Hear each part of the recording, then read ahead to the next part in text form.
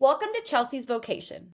Chelsea raised two children on the autism spectrum, Justice and Noe, into adulthood. They're the reason why she can't help but smile when she recognizes autism in another human, especially a child. Chelsea spent almost 2 decades studying this neurotype as a parent professional, learning how to better adapt her own behavior and the environment around autistic children to both encourage and foster their development. She hopes through this podcast that you might better understand how neurotypical people process your neurology if you're autistic, or how to better yourself as someone who values autistic humans and your relationship with them. Chelsea is a lifelong learner and expects you are too.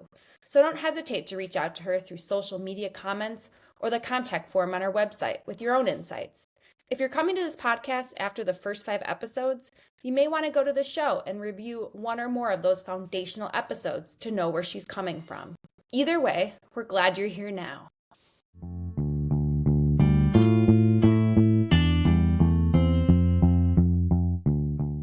Welcome back to Chelsea's Vocation. I'm so delighted that I've got the amazing Christina Krasovich sitting right here next to me in my little, okay, let's just be honest, it's a very messy office studio. But I'm delighted that she's here to talk about acceptance today because it is Autism Acceptance Month. This has been important to me for a long time because once upon a time, the United Nations said, hey, April 2nd is World Autism Awareness Day, which is lovely. But I even think by then people were aware of autism. So what does that even mean? For me, it was important to go from awareness to acceptance. And from the moment I met Chris, she's always been so accepting. And I haven't seen her before the time I met her. I don't know what that's like. So it's going to be really cool to have this conversation today. But every neurospicy person who's been around her, she has just projected this attitude of compassion, acceptance, dignity, respect. And I admire that very much because it took me a long time to get there. So I'm going to pass the mic. Chris, what does acceptance mean to you? Hey, Chelsea. Thank you so much for having me here today. I am honored, I'm flattered, and so happy to have this conversation with you. Acceptance. Yeah. I really want to reflect, first of all, on the change from awareness to acceptance, because I think it was a really important evolution. You know, we're aware of lots of things. I'm aware of deep sea diving. I'm aware of mushrooms and sports cars. And frankly, I'm uninterested in all those things. So awareness didn't quite fit the bill. I'm aware, but uninvested, right? And for autism, it's important that people want to learn more because for acceptance to happen, you have to be willing to go deeper. And for me, that means embracing not just autism, but difference in general. The hard parts, the amazing parts. You know, we humans are awesomely and fearfully made and in wonderful variation. And I think we do our best work together on this planet when we push away from that instinctive discomfort with differences and choose instead to get curious and to learn about one another. That's what I think makes it possible for us to best support and complement one another and really benefit from the unique contributions that each person can make if we give them the space to do it. I really like the part when you talked about the importance of working together, embracing differences in general. It's really neat. My husband works for like this multinational corporation, and the favorite thing about his team is how diverse it is. He really specifically looks for diversity in every permutation that you can have it on his team because he knows that makes that team stronger. So I might not have been super aware, to be real honest, of different neurotypes when my kids were first diagnosed. So diving deeper, getting that information to better understand their neurology was important for me as a parent, but it's important for me as a human, I think, to have that kind of understanding, to know that we're all better together. So thank you for helping us get from the importance of awareness, because it is still important to be aware of things that you need to lean into that curiosity about. But then to go from that to being accepting of these people, because being accepting of them means knowing about who they are. I'll tell you, my journey to acceptance with my son Justice's diagnosis took a minute.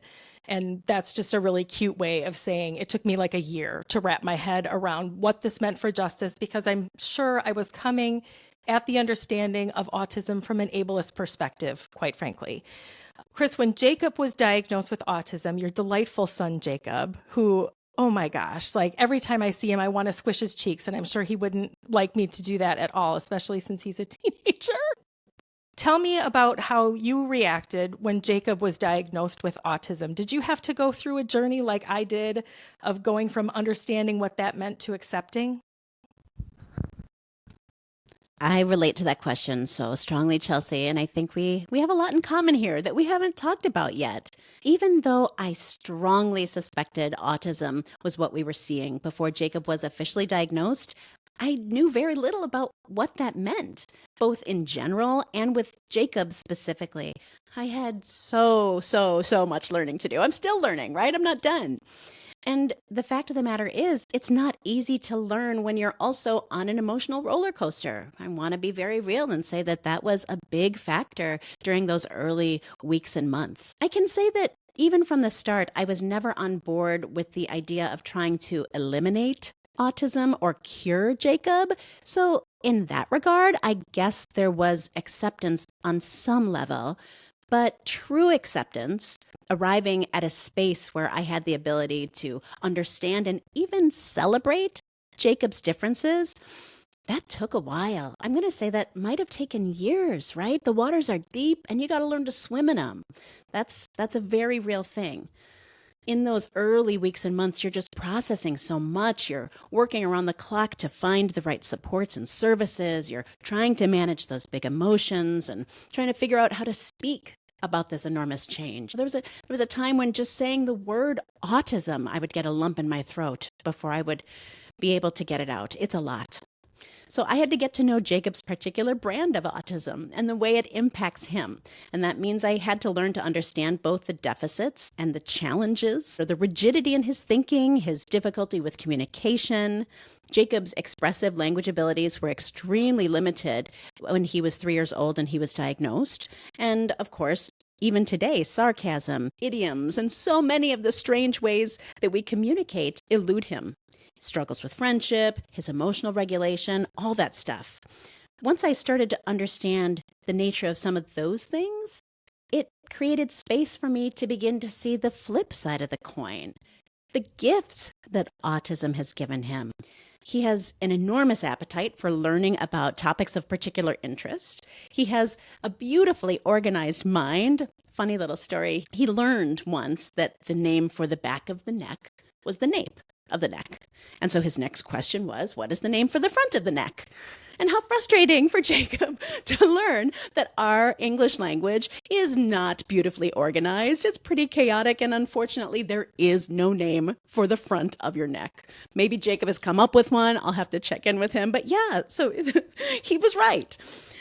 He's also an absolute whiz with technology. He has perfect pitch, which I can share is super uncommon in the neurotypical population. Only about 1 in 10,000 people possess that gift, but about 10% of autistic people do, which I think is kind of a beautiful little window into the very real differences in the wiring. That was my journey. It's really interesting, Chris. I just saw something this morning, actually, from an actually autistic person.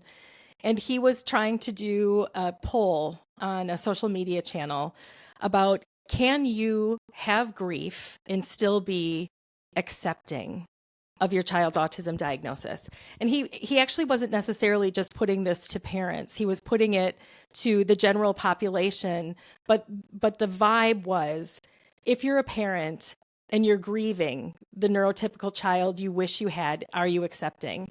And boy, at first I was like, no, you cannot grieve the child you wish you had and accept the child that you have.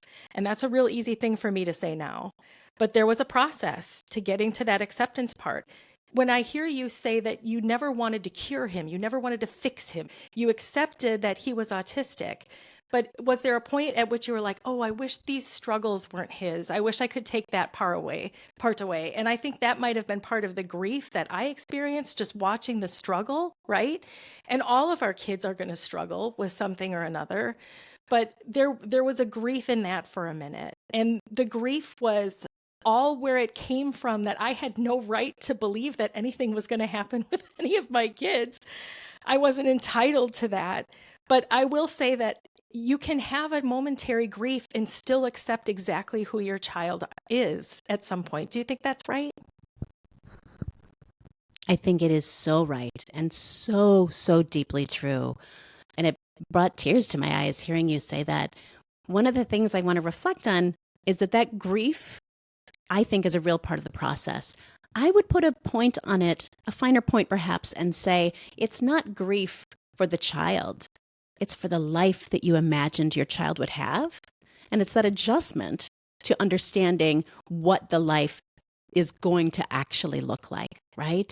There's some space there. And you know what? Whether or not grief is an acceptable emotion is a moot point because it's there and emotions are real. And when they're happening, it's a good idea to sit with them because denying them isn't going to make it any better.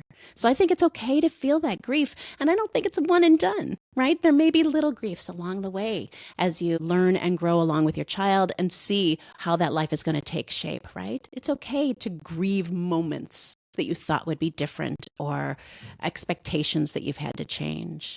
I think that you can grieve and also accept and celebrate your child's autism. So we've been talking about being accepting. And now I think in a way, maybe a next step is affirming. Do you see a difference between acceptance and affirmation? And if so, what is it? I'm pretty sure you just named the next evolution of April 2nd because, yeah, it should be called Autism Affirmation Day.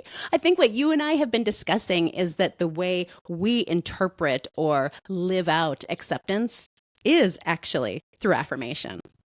So, like Jacob, I love words. I think that would be a much better word. But for me, those terms are effectively the same thing. Embracing autism means accepting autism, affirming all those with differences.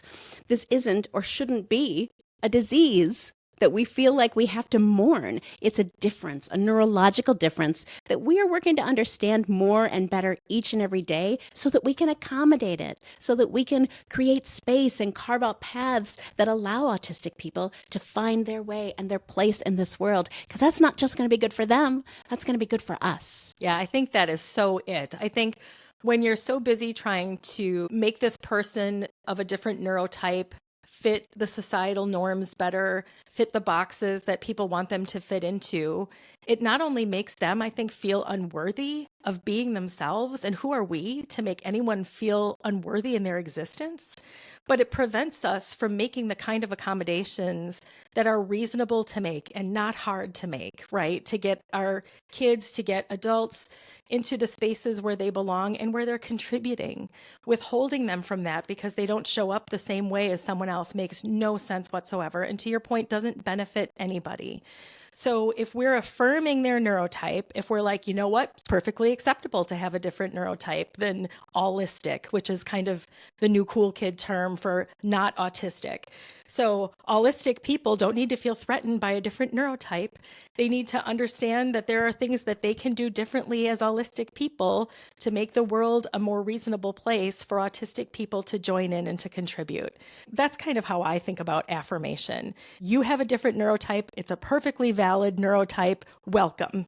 What can we do together that's going to be amazing? Or what can you do that I can watch you do and be amazing, right? Because to your point, there are some amazing skills that every human being has, and autistic people aren't different in that respect. How great is it that they bring so much to the table? It was very cool to me. I didn't realize the much higher prevalence, 10x prevalence of perfect pitch in the autistic community than the allistic community, because my youngest has perfect pitch and I didn't know how rare it was when someone else told me. And I was like, that's cool, but it's really cool. And how cool that probably Noe ended up going to college with a bunch of neurodivergent creatives who probably also had perfect pitch, because that's where they all ended up. So if we want to be accepting as allistic people, as non-autistic people, which I don't even know if this is right, does that mean that we're not necessarily neurodivergent? Is it just autistic versus non-autistic, or does allistic also mean neurotypical? Hey, if you're an autistic human, you find that out for me and please drop that in the comments because I'm not sure I know the answer to that. But how do allistic people show up in an accepting way for autistic humans? This is a really broad question, right? So if you want to get more specific about something and really drill down and give specific examples, you feel free. I love this question. I think that education is the foundation, and we've talked a little bit about that. But just to go further, I'm not expecting that people go out and get a PhD in autism. That's not required. But maybe it means you watch a video or you read an article or two. That's going to help you get past the fear of difference and begin to understand potential strengths and common challenges. And that knowledge enables autistic people to engage more effectively with autistic individuals. It just takes a little empathy, a little willingness to make even small changes in the way we talk with or create environments for others. I'm not sure there's really a single answer to the question or a way to do it specifically, as much as there is just a fundamental need to reframe our approach to working, to learning, to playing with others in this society. I think that could lead to advocacy. People could play that role at school, at work, or at the state or federal level. That would be amazing. But maybe it doesn't lead to advocacy. It just leads to you building a casual friendship with the guy in the next cubicle or down the block who you thought was different. There's so much room for folks to show up for autistic humans, and it all begins with just a little bit of understanding. As we've reflected here, understanding is what leads to acceptance and affirmation. When we're able to accept and embrace differences, then we're able to recognize others for their unique beauty and offer them what it is they need to thrive. In some ways, we've come almost full circle on this conversation, because when we were talking in the beginning about awareness, it's really about getting curious. It's really about not being threatened by differences, but leaning into wanting to understand more, asking some questions about it. I don't know if this was true for your journey with Jacob, but for my journey with Justice, the therapy that he was getting was more directed at, I would say, dimming his autistic traits, which felt somehow both icky and okay at the time. I think what the purpose of the interventions were to try to make him feel more comfortable in his own skin. But really what autistic people were doing was trying to make him more comfortable for them to be able to interact with. And that was not the way, right? Here's the Star Wars thing. That's not the way. And I love how autistic people have come back and said, hey, autistic people, have you ever heard of a double empathy problem? Because where you're saying to us that you don't have the empathy that we wish that you would have, because we neurotypical people need you autistic people to express your empathy in the same way we do. We autistic people have struggled to have empathy for the different brain wiring that they have, which causes them to experience the world differently, and we have not had empathy for that. So instead of trying to get them to see the autistic way, to come to the light side from this sad, dark side of autism, that is not the way, right? We need to have empathy for these humans as well, to better understand what it's like to be in their skin, what it's like to experience the world through their neurology. I think probably part of showing up for people is understanding what that double empathy problem is. What is there that I've either chose to not understand or just unconsciously haven't subjected myself to a better understanding of? Little things, right? Like you said, you don't need a PhD. You don't need to go get a certificate in order to better understand. Just look a little bit. I'll tell you what, my youngest went into some neurodivergent TikTok and found out all kinds of things about their own neurology and other people who might have similar neurology to them. And even that is a really cool way to just be able to make some connection, to be able to say, I get you, I see you. I'm so glad we're in this space together, because I think, to your point, that's going to be the evolution, right? We go from the understanding that's awareness to accepting and not trying to change these humans, to affirming them and letting know that they belong in the same space that we all occupy. I wish you had your ukulele here right now, Chris. I feel a song coming on. I feel like there should be an end to this that's not just Noe's taking a vocation, but a full-on vocal number. And sorry that that's not really going to happen. But I want to thank you so much for being here. You're so good.